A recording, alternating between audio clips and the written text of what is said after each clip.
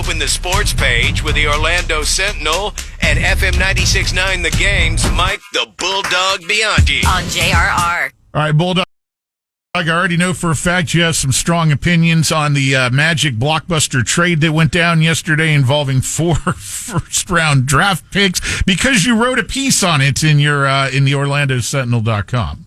Absolutely. The Magic made it. They sent a message yesterday. The rebuild is over. They are in contention for a championship. You're right. They traded 4 unprotected first-round picks to the Memphis Grizzlies, along with Kentavious Caldwell-Pope and Cole Anthony for Desmond Bane, one of the top three-point shooters in the league. He's a 26-year-old.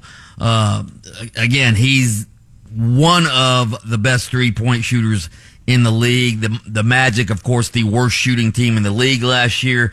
Bane, one of only 3 NBA players with 800 made three-pointers and at least 40% from three-point range since entering the league in 2020. He shot 43.2% on catch-and-shoot threes, which the Magic are, again, last in the league at. And the Magic essentially pushed all their chips in. They've been gathering all these assets for years now, and they're ready to challenge for a championship. I think they're looking at the finals this year, seeing Indiana in the East, which is sort of a surprise. Oklahoma City, we've mentioned the youngest team in the league. They have the best record in the league. I think the Magic saying, why not us? Why can't we contend now? I like the deal. Everybody says 4 first-round picks. Well, guess what? If this goes according to plan, those first-round picks are going to be at the bottom of the first round because the Magic are expected to be good. So, first thing I asked is if we got rid of either of the Wagners, and I heard a no, so I smiled there. No, the Magic kept all of their key pieces. They, if you ask me, getting rid of Kentavious Caldwell-Pope was a blessing because that was a bad signing, and he had a couple years of big salary left, so they actually unloaded KCP, in my opinion. And to get one of the best shooters in the league without having to give up Paolo, Franz, any of the Wagners, Jalen Suggs, I think it's a good deal for the Magic. We would never give up Paolo. Are you kidding? All right. Hey, Dog, what'd you make of the U.S. Open and particularly the condition the course was in by the time it was finally over yesterday? Yeah, torrential downpour yesterday. It'd been wet even leading up to the U.S. Open, so the course didn't exactly hold the water well. And yeah, they had to postpone it for a couple of hours. The Bulldog was upset about that, although we did get to see Tiger in 2008.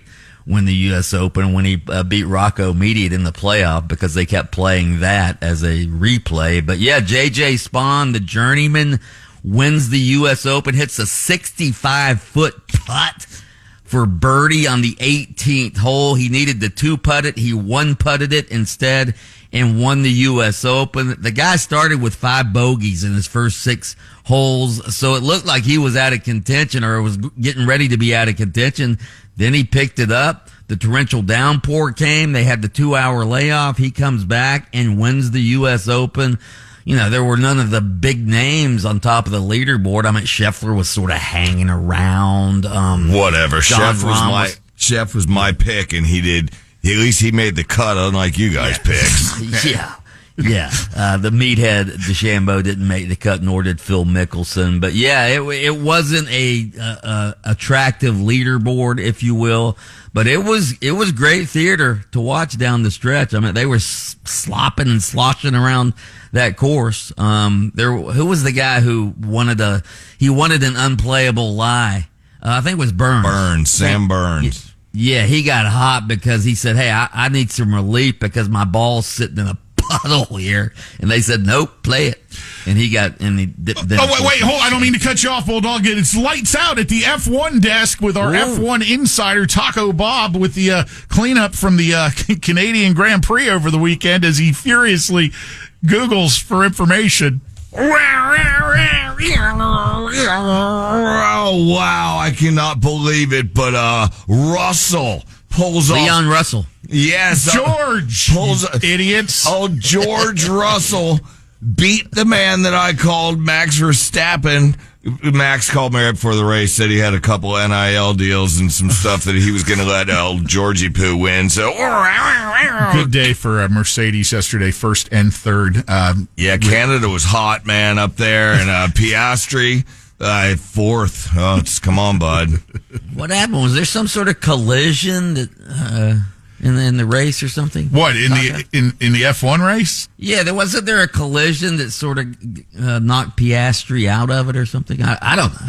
You mean when the two McLarens got together, Bulldog? Is that what you're referring to? Yeah, exactly. Nothing like messing up a couple McLarens. Those are so inexpensive, it's sick. Thank you, Taco Bob, for all of your insight with the F1 desk each week. Meanwhile, in Mexico City, I didn't think that race yesterday in Mexico City was ever going to end. Yeah, it was Shane Van Gisbergen ends up winning the race, but yeah, they had all sorts of. They had all sorts of travel issues getting to Mexico City. Some of the teams, including Van Gisbergen's team, didn't get in till late because their charter flights were canceled.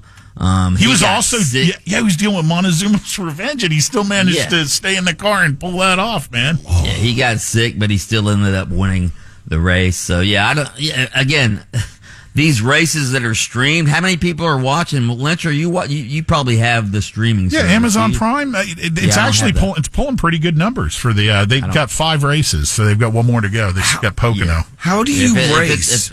If I can't flip around on the TV on Sunday to catch the NASCAR race, I'm usually not watching. Me either. How do you race with Montezuma's revenge? You ever had that, Pat? I had it in Costa Rica. Jeez, Pete. Very carefully, I would guess. No, he had that on a diaper. You know those drivers do poop in their pants while they're driving. That's so gross. Tony Stewart was talking about that one. Hey, Orlando City won over the weekend, Bulldog.